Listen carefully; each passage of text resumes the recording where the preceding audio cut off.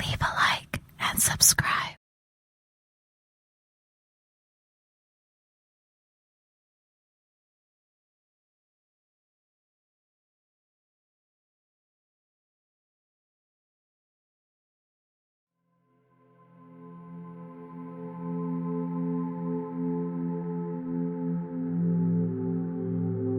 If it were necessary to fight, they'd go to the limit. If Ronnie had to kill, he'd kill. We weren't just playing kids' games anymore. Now, as the twins aspired to greater power, many things changed, their gang included. It was still based on the billiard hall, but Ronnie was right.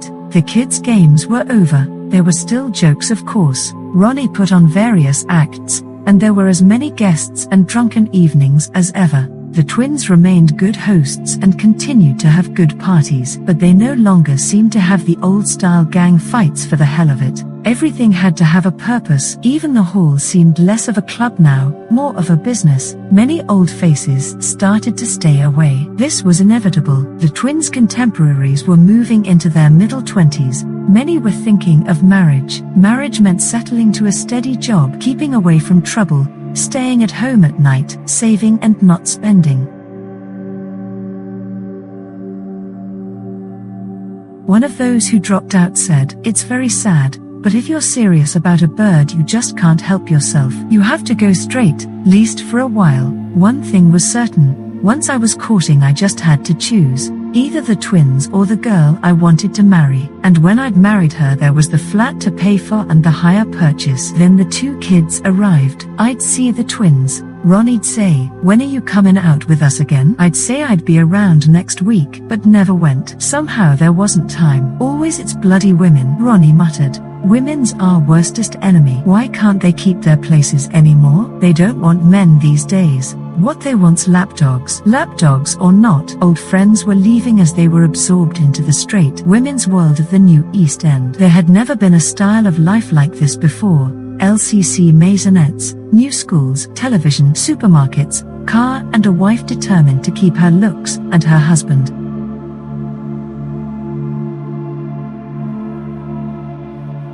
There was a demolition order on the billiard hall.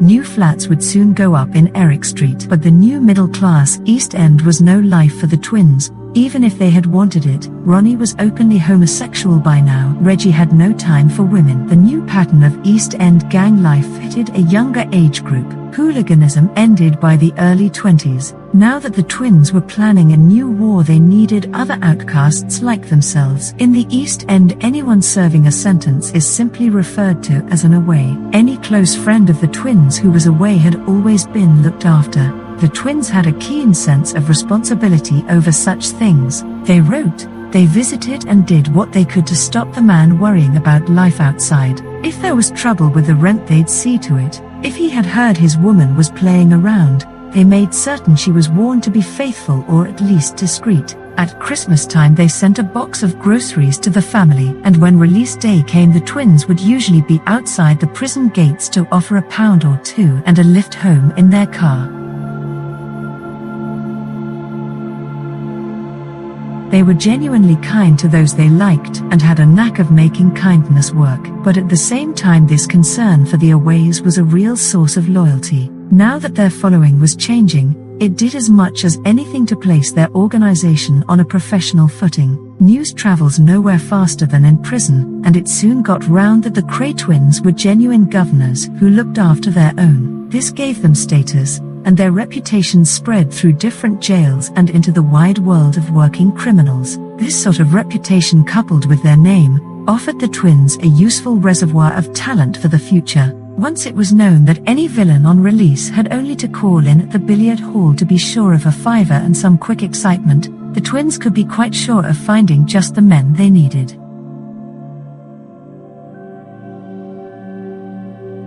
Discipline at the billiard hall was tighter now. The battles waged were more determined. Ronnie began thinking of what he called the politics of crime, and genuine criminals started to take the place of the happy tearaways of the year before. This new following became known as the Firm. By 1956, its power had spread through Hackney and Mile End down to Walthamstow. South lay the river. To the north, Islington was being run by their old friends, the Nashes. Within the area they controlled, the twins were supreme. Each thief, each gambling club, most of the pubs and many businesses paid something to the firm for the right to prosper. For the first time in their lives the twins looked like becoming rich. Reggie had his first big American car and a succession of good-looking chauffeurs. The big time was beginning.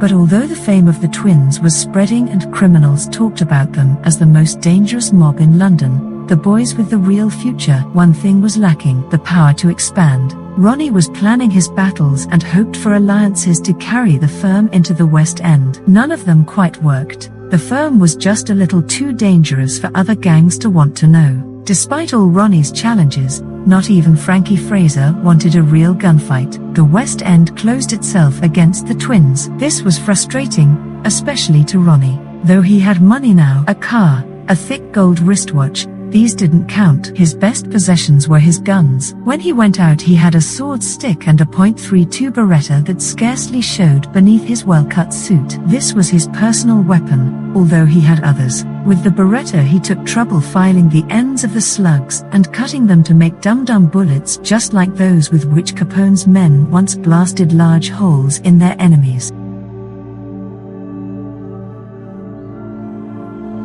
It was not only gang war that he wanted, he talked of doing people all the time. Traitors were round him, and he began to make a list of those who'd have to go. People would talk about the Colonel's list. Many would worry about it since he proclaimed that he was psychic and could tell people's motives from their aura. He consulted a lady clairvoyant from Walthamstow. She told him he was under the protection of a powerful spirit guide, who guarded him and who would tell him what to do through his inner voice. All that the Colonel had to do was listen. Even Reggie, who disapproved of all this spiritualist stuff and meddling with things you can't understand, was impressed. That autumn a car site owner in the Bethnal Green Road sold a young docker a second-hand Austin 8 for £120. It was a straight deal for cash, but the next day the man returned with the car saying it burned oil and that he wanted his money back. The dealer refused. Shouting started. "I'll be back tomorrow with my friends from over the water." A few minutes later he was on the telephone to Valence Road. Ronnie's moment had come. For some while now the twins had made a tidy income out of the local car dealers, partly from ordinary protection. They went to work with paint stripper and £7 hammers on the stock of one dealer who thought he didn't need them, and partly by helping out if a customer occasionally turned nasty. This rarely happened. When it did, the mention of the twins' name was usually enough to smooth things over or ensure payment. The twins had no desire for trouble with the ordinary public. This case was different. The threat of a rival gang from south of the Thames was a direct challenge. Ronnie Krays' voices told him he must act. Early next morning one of the firm was posted on the lookout by the car site. When the docker arrived with all his friends he was to telephone the billiard hall. Whatever happened then, Ronnie would deal with personally. He had a long wait, and sat there in his chair in the empty hall steadily working himself into a rage. This was no time for weakness, this was war. Once an outside gang came on his territory he would show everyone the power of the Krays. He chose a Luger. He put on his big Capone-style overcoat. Then the call came to say the docker had arrived. In fact, he'd come alone and wanted to apologize. So did the dealer. Both had calmed down since the day before and were discussing things when the door was kicked open and in stormed the Colonel and his driver.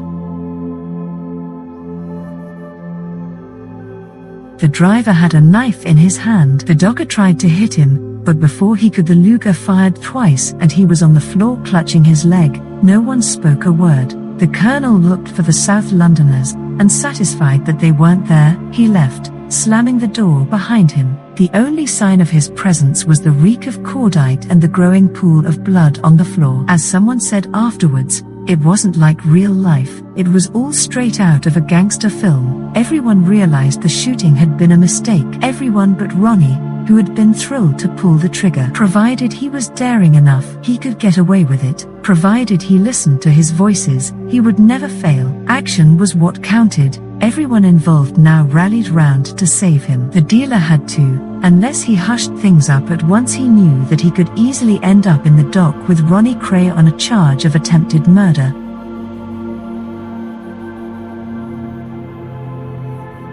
And so before the wounded man bled to death or the police arrived, he had him bundled into a car, and one of the men on the site rushed him round the Bancroft Road Hospital. He dumped him in the outpatients, then drove off before anyone asked any questions. Half an hour later the docker was under surgery. Then the real game started. As the police came in and tried to get someone talking, Ronnie did nothing. This was his privilege. After a long tirade, Reggie was taking care of him. Within an hour of the shooting he was safely hidden in an anonymous flat in Walthamstow. He spent his time quite happily listening to operatic records, drinking bottled beer and trying to remember every detail of what it had been like to shoot a man. Soon he was working on his list and choosing who would go next.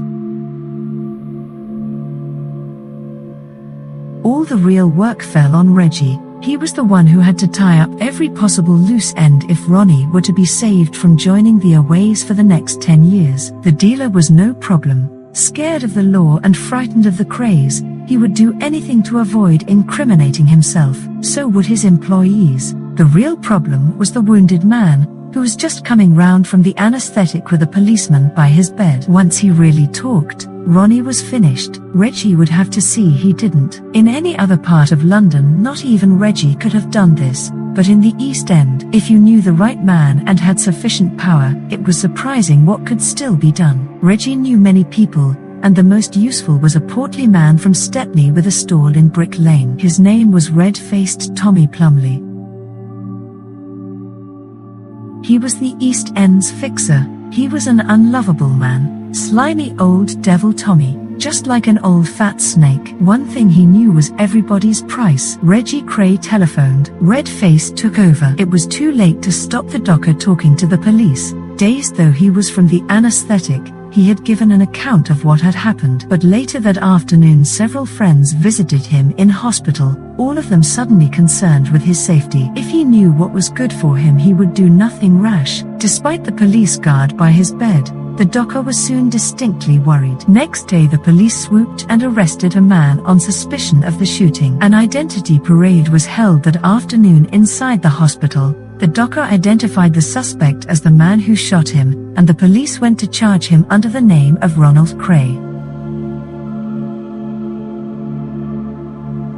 Now for the first time the arrested man objected. He wasn't Ronald Kray, his name was Reginald. His driving license proved it. He could also prove conclusively that on the morning of the shooting he was nowhere near the car site. Prove it he did. Reggie's alibis were so strong that the police at Arbor Square could do nothing but apologize and send him home next morning. After a blunder like this by the police, Ronnie was safe. The only people to be taken care of now were the site owner and Ronnie's driver. Here Red-Face fixed things personally, paying a visit to the hospital in Bancroft Road. During his short chat with the docker he stressed that the Krays were valuable friends and hard enemies, and that if he knew what was good for him, he would no longer be quite so positive about them on the morning he was shot.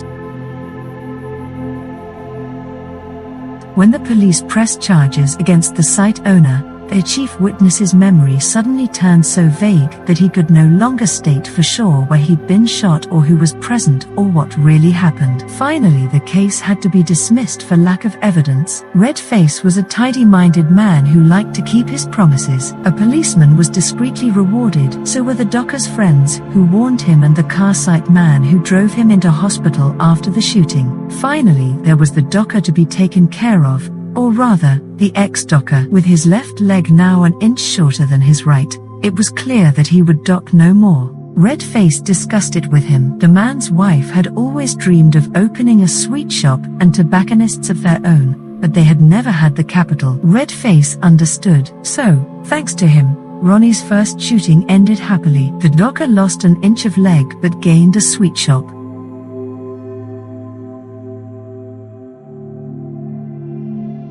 Red-Face drew a good commission on the settlements, and the twins became more feared than ever, particularly Ronnie. The only man to lose was the car site owner, who paid well over £3,000 before he was through. As usual, It was Reggie who had the last word. "If you're a straight man and start playing with fire, you must expect to burn your fingers once in a while." After the shooting, Ronnie seemed a bit like Superman, says a member of the firm. "We were in awe of him. It seemed that there was nothing that he couldn't do and get away with. Reggie was different. You never knew where you were with Reggie. Most of the time he was as good as gold. He'd talk anything over with you. He was as understanding as you like. Then he'd turn vicious. It's hard to know why he did it. He just got these moods. He could be wickeder than Ronnie."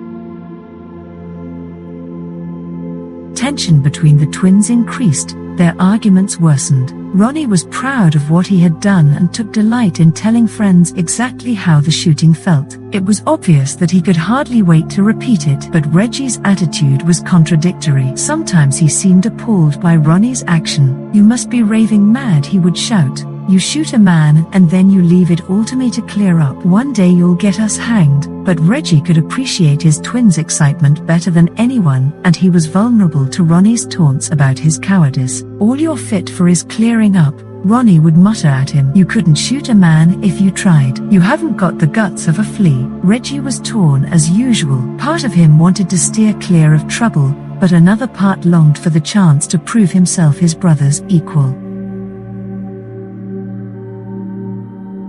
When trouble started with a gang from Watney Street, Reggie did nothing to prevent it. Like most gangland feuds, this one appeared a fuss about nothing, but had its roots in deep resentment from the past. The Watney Streeters were no real threat to the Krays. Most of them were Irish dockers. The twins called them weekend gangsters. They were young toughs who had grown up together, who worked and drank together and operated various small rackets around the docks. They enjoyed a good Saturday night brawl when they had been on the beer, but they were descendants of the old-time Watney Street gang, which had always been the enemy of the ancient villains of Bethnal Green.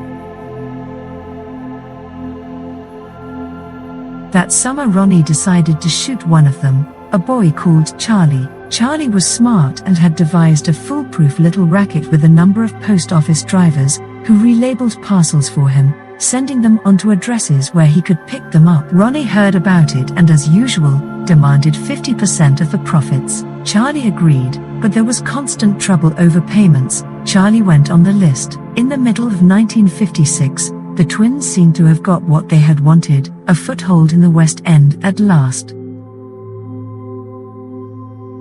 A man called Billy Jones, who worked in the docks, had taken over a West End drinking club off Cambridge Circus called the Stragglers. It was a good club, but also a popular place for fights. These were expensive and they upset the law. To stop them, Jones's associate, the boxer Bobby Ramsey, suggested calling in the twins as informal partners. Ramsey had known them both for years. They were delighted, and Reggie Kray's cigarette punch soon put an end to the trouble. The Stragglers started to make money. Then there was suddenly a war. Jones had a fight with Charlie in the docks and was beaten up. The following night Ramsey drove down to Limehouse in his large black Buick and beat up Charlie. 2 nights later, Charlie and a full gathering of Watney Streeters cornered Ramsey in an East End pub called the Artichoke, dragged him outside, kicked and punched him and hit him over the head with an iron bar. Ramsey recovered, but Ronnie felt that he was now involved.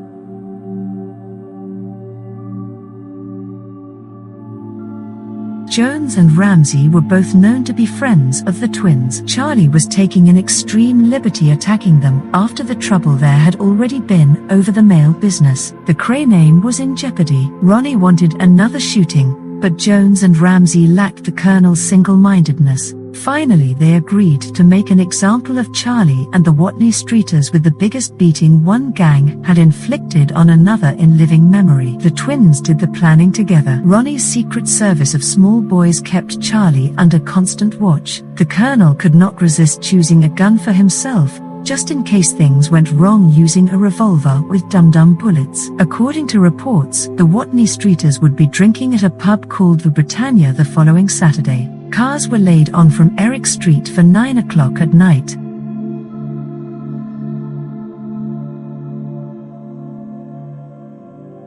Ronnie was the Colonel that night, calm, all-powerful, full of the excitement of knowing that he could soon let himself go. He would become a soldier glorying in action. He was invulnerable. He was the leader, a great man joining the ranks of other great men of history. He had chosen his raiding party from his dozen best men. Ramsey and Jones joined them. They set off, but just for once the Colonel's Secret Service failed him, or Charlie was smarter than they knew. As the large cars drew up in front of the Britannia, he and his friends escaped by the back entrance, leaving their drinks on the bar. When the Colonel entered, the only person to be seen was a boy called Terry Martin, who had rashly stayed behind to finish a hand of gin rummy with 3 friends. For the great man of action, one thing is worse than a defeat: fiasco. After all the preparations, the Krays had been made fools of by a bunch of Irish dockers.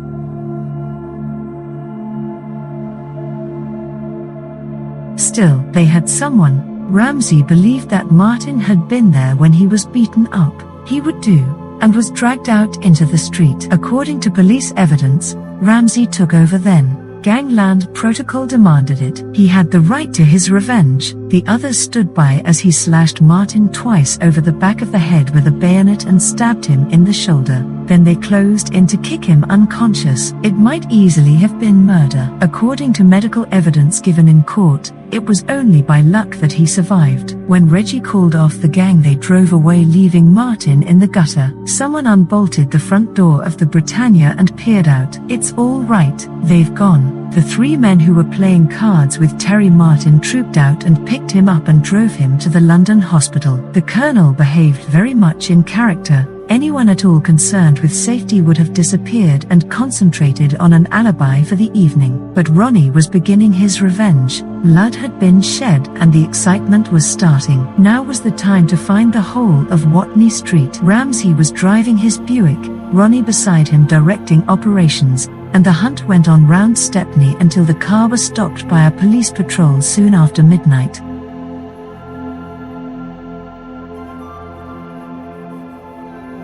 At first the Colonel seemed to trust in his invulnerability. When the police found his revolver, he said, "Careful with it. Can't you see it's loaded?" When they brought in the crowbar and machete from the car and pointed to the bloodstains on his shirt, he just shrugged. "I had a nosebleed. The twins had both escaped the law so many times. It must be possible again." Ronnie was not worried. Redface would fix things as before. Then came the news that Terry Martin could not be fixed. For once the East End's code of silence was not working. At the Old Bailey he would be the leading witness for the prosecution. Against this there was not much to be done, and the most the defense could manage for the twins was to play the old game of tripping up witnesses over their identities. Reggie, who had been arrested with a bloodstained jacket, offered to take the blame, exonerating Ronnie. Ronnie pointed out that he had been found with a gun, and so had better take the whole rap. Reggie could keep things going while he was away. In the end, a clever defense counsel managed to create so much uncertainty over identifying the twins that the judge had no alternative to accepting Reggie's story that the bloodstains on his jacket might have come from watching sparring between boxers at the billiard hall where he was employed, and dismissing him from the case. For the Colonel there was no escape. On the 5th of November, Guy Fawkes Day, the majesty of the law descended upon Ronald Kray, and the recorder, Sir Gerald Dodson, sentenced him to 3 years imprisonment for causing grievous bodily harm to Terence Martin of Chapman Street, Stepney.